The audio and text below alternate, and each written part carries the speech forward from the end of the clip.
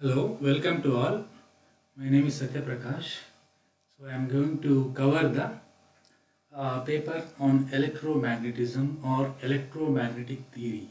Okay, today let us start with the first topic or the first unit of this paper called electrostatics. Okay, what is electrostatics? Every one of us familiar with the word electricity.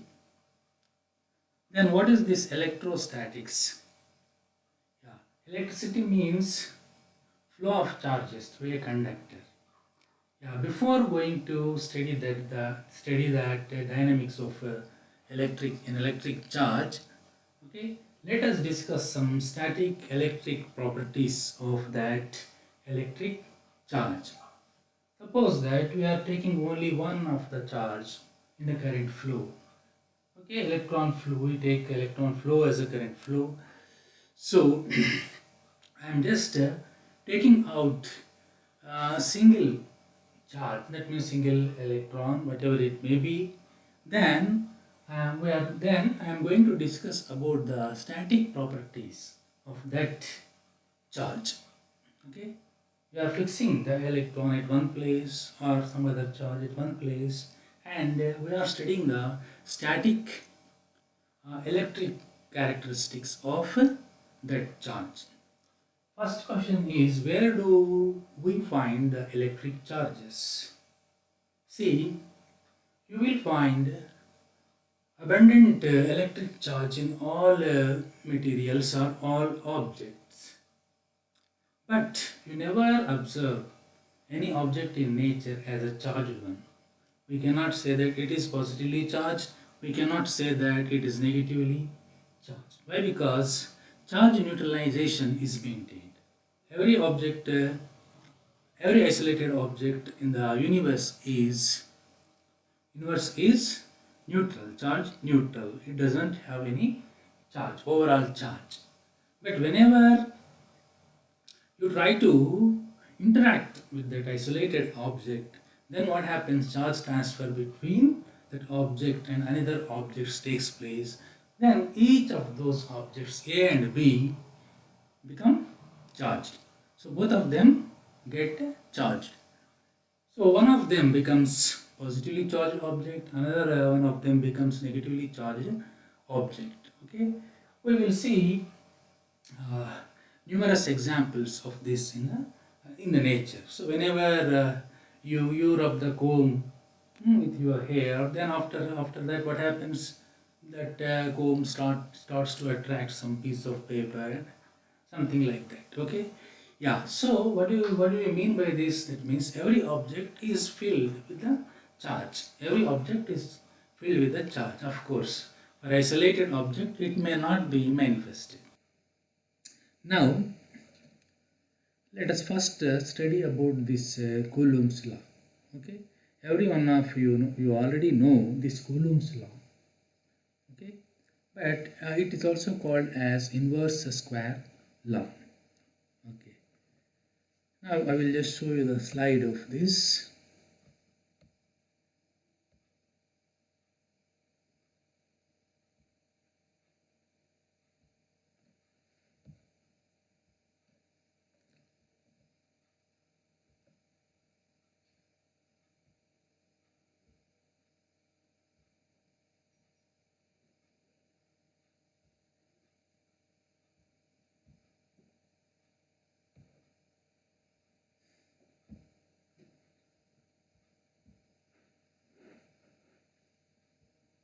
Yeah, now let us study the Coulomb's law. See, we already started discussing about how many types of charges are there in the universe.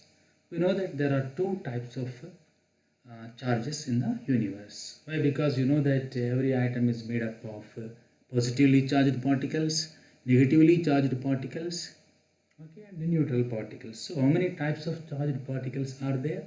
There are two types of charged particles in the nature, or two types of charges in the universe. What are they?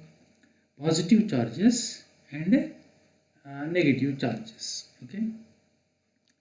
Yeah. So here you have two types of charges: positive charge and negative charge.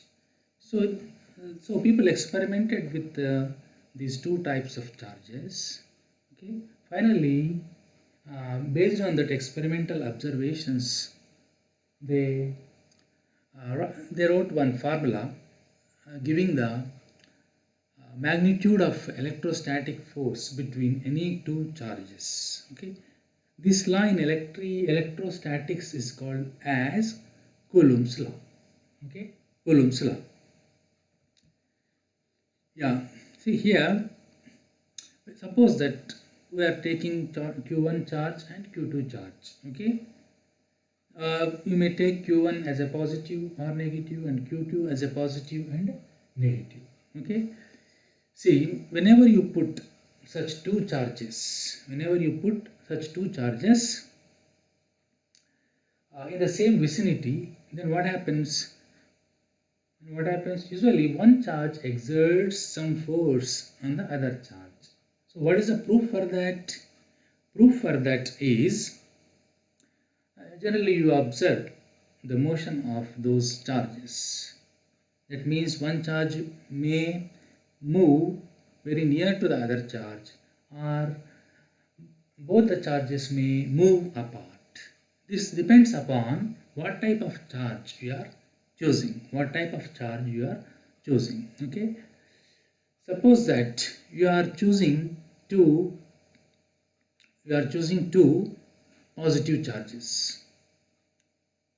Then what people observe is both of them are moving far away. People observe that they are moving far away whenever they placed in a same place. Whenever they just placed side by side. What is the meaning of that? One charge is repelling the other charge. Okay. Then they considered one charge as positive charge. Say Q1 is positive charge and next Q2 is a negative charge. Then what they observed is both of the charges are coming near to each other. When this happens only each one attracts the other. So what is our conclusion here? Here like charges repel and unlike charges attract each other. Okay, but whatever may be the charges on the two charges, whatever may be the charge on the Q1 and Q2, the magnitude of the force acting between Q1 and Q2 is the same. Say, you see here, F12 magnitude is equal to F21. Okay, what is this notation? F12, one is what is the force exerting 1 on 2, and the next F21, what is the force exerting 2 on 1?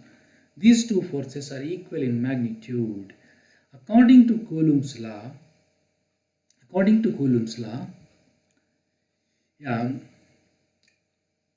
the magnitude of the force is directly proportional to the product of the magnitudes of those charges. Okay, product of the charges. This electrostatic force is directly proportional to the product of the charges. That means magnitude of the charges. Okay, magnitude of the first charge into magnitude of the second charge. Okay, this is proportional to electrostatic force. Okay, so F is proportional to Q1, Q2, or Q1 into Q2. Next, what other observation people made in this experiment is the electrostatic force acting between those two charges is inversely proportional to the square of the distance between those two charges. That means inversely proportional to R square. That's why they wrote Coulomb's law as, inverse square law as, F is equal to some constant into Q1 Q2 by R square. You know, all of you know this constant. This is 1 by 4 pi epsilon naught. 1 by 4 pi epsilon naught. Okay. What is epsilon naught? Naught means it refers to the free space, permittivity of the free space. It gives the property of the medium. So if you change the scene of your experiment from vacuum to air, then what happens? Or some other medium or water, whatever it may be, then you have to write 1 by 4 pi epsilon instead of epsilon naught. Okay, so this magnitude of electrostatic force is changing with the medium. Whenever you change the medium, the force acting between those two charges, okay, also changes. And that is one important thing we have to note. Okay, this is the inverse square law or Coulomb's law of electrostatics. Okay, what is the importance of this law?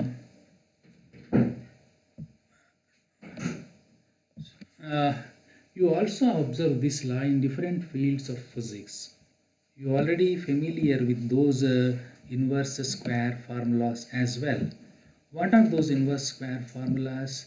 Here I am giving you one inverse square formula, that is F1 is equal to F2 is equal to Gm1 m2 by r square. Where do you find this inverse square law? You find this inverse square law in mechanics, in gravitation. See here, our objects are not the charges, our objects are masses. Okay. Here, what type of force? How many types of masses you found?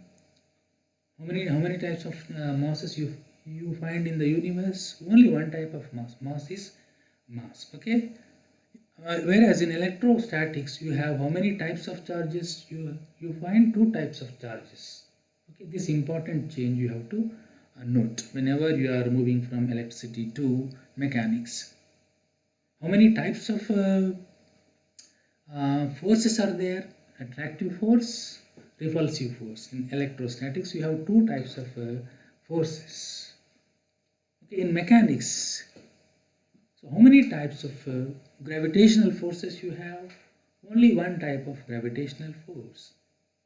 Okay. What is that force? Attractive force or repulsive force? Attractive force. So every object, every mass in the universe attracts the other mass. Okay. Yeah, so you only find attractive force in mechanics. Okay, that force, the gravitational force, it is always attractive, you know, that is equal to, and that is proportional to here also, m1 into m2 means product of masses. In electrostatics, you have here q1, q2, product of charges. In mechanics, you have here m1 into m2, m1, m2. m1 is the mass of the first object, m2 is the mass of the second object. What is r square here? Distance between two masses. Suppose you take the sun mass system. Okay, sun and earth system. Okay. Suppose the distance between sun and earth is r. Masses of sun are masses of sun and earth are m1 and m2. Then what is the formula according to inverse square law? What is the formula for the gravitational attraction force between those two bodies? That is equal to g m1 m2 by r square. What is g here? It is the universal constant. Its value is same everywhere. This change you have to note. Whereas in electricity, this k means 1 by 4 pi epsilon naught value changes with the medium. So you are finding the same formula that you already discussed in the electrostatics, also in the mechanics. You see the beauty of the physics. That means this formula is exactly identical to this thing. You also found one similar formula, inverse square formula, in another branch of physics, that is magnetostatics or magnetism. Are you able to write that formula? That formula F is equal to what will be this constant there? Mu naught by 4 pi. If it is free space. Okay. And there also you write m1 m2 by d square. But what are those m1 m2 in magnetism? m1 m2 are the pole strengths of the magnets. Okay. Next, what is the r? Distance between those two poles. Distance between those two poles. Okay. r is the distance. You write r or d there. Mu naught by 4 pi m1 m2 by d square. Usually you write d. What is that d? The distance between those two magnetic poles. So this is what the beauty in physics. You are taking three different branches: electrostatics, magnetostatics, and mechanics. Here the things you are dealing with are totally different, but the formulas are same. The formulas applicable to these two, the formula applicable to these three branches is the same, exactly in the similar form. Okay, these similarities and differences you have to note when you are studying the physics. Okay, yeah, this is about Coulomb's law or inverse square law. So what are the other things you have to note here? Here where to where you have to take as r. Suppose you take gravitation. Here this is the distance between 2 point objects. 2 point objects. You have to take the center of gravity of m1. You have to consider the center of gravity or center of mass of the m2 mass. Then this r is the distance between those two center of masses. So what will be the direction? We talked about the magnitude of the electrostatic force or mechanical force or magnetic force. Okay, that formula is given by the Coulomb's law or inverse square law. Then what about the direction of that force? Okay, what will be the direction? This force will always works along the radial line joining these two masses or these two charges. It means a line joining the center of masses of the two masses. So this force acts along that line only. If your objects are not point objects, then you have to go for the center of masses. Okay. Yeah, this thing. So Coulomb's law or inverse square law is giving the magnitude as well as the direction of the force. Okay, this is about Coulomb's law. It is very, very important law. Okay. So in electrostatics, it gives the magnitude and the direction of electrostatic force acting between two charges. Okay, those charges may be like charges or unlike charges. Okay, right. Here, if you are taking both negative charges, then what happens? They become like charges. So they usually repel each other. If you take both positive or both negative, then you have repulsive force. Okay. If you take one positive, other negative, then what happens? The force acting between them becomes attractive force. Why? Because they are unlike charges. So we summarize this in a single sentence. What is that sentence? Like charges repel, unlike charges attract each other. Okay. In one line, we can summarize all these things. Okay. Right. This is about Coulomb's law and its importance. Okay. After the charge Q, we discussed about F. Okay. Right. That means charge means it is showing its existence.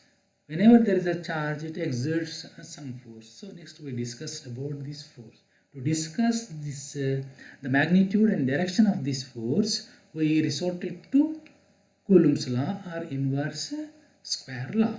Okay. What is this constant here in the Coulomb's law? 1 by 4 pi epsilon naught. Epsilon naught is the permittivity of the free space. If you are going for any one medium, then you have to replace epsilon naught with simply epsilon. Epsilon is the permittivity of that particular material. Okay. Right. This is about the inverse square law in electrostatics as well as mechanics and magnetism. Okay.